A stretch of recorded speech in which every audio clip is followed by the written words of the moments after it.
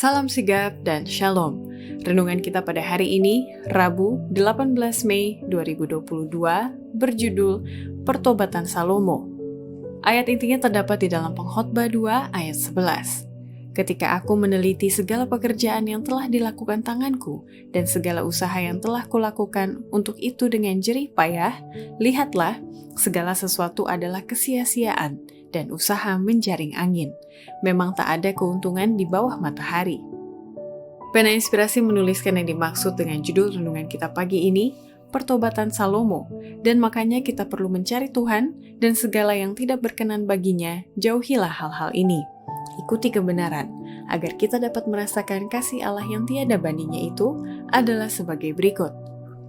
Pertama, kisah pertobatan Salomo yang telah 2 kali melihat Tuhan di Gibeon, namun ia masih tetap menyimpang dari perintah Tuhan. Maka kini Tuhan menunjukkan murkanya kepada Salomo. Selama pemerintahan Salomo, 2 kali Tuhan menampakkan diri kepadanya untuk memberikan persetujuan dan nasihat dalam hayal pada waktu malam di Gibeon. Ketika perjanjian hikmat kebijaksanaan, kekayaan, dan kemuliaan yang disertai nasihat agar tetap merendahkan diri dan setia menurut. Dan sesudah penahbisan bait suci, ketika sekali lagi Tuhan memberikan peringatan agar berlaku setiawan.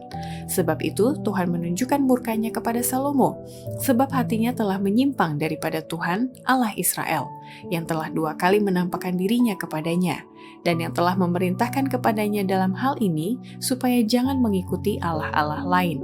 Akan tetapi ia tidak berpegang pada yang diperintahkan Tuhan.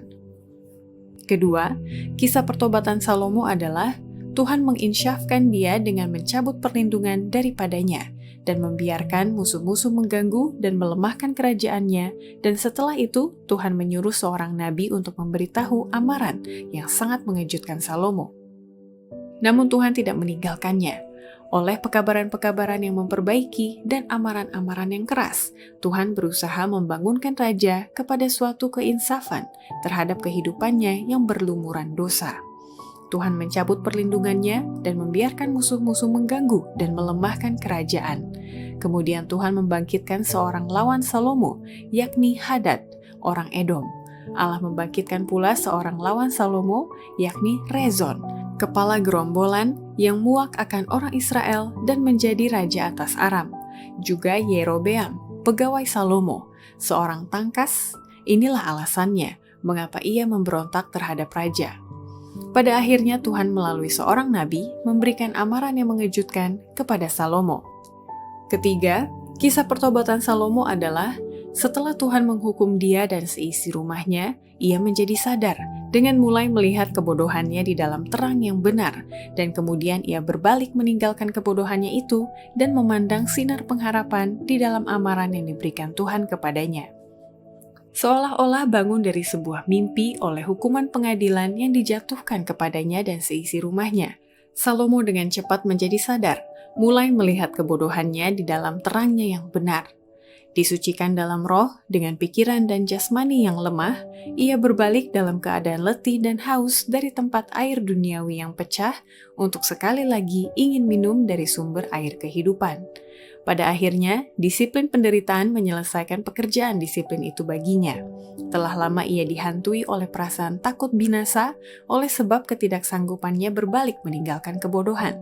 Tetapi sekarang, ia melihat sinar pengharapan di dalam amaran yang diberikan kepadanya.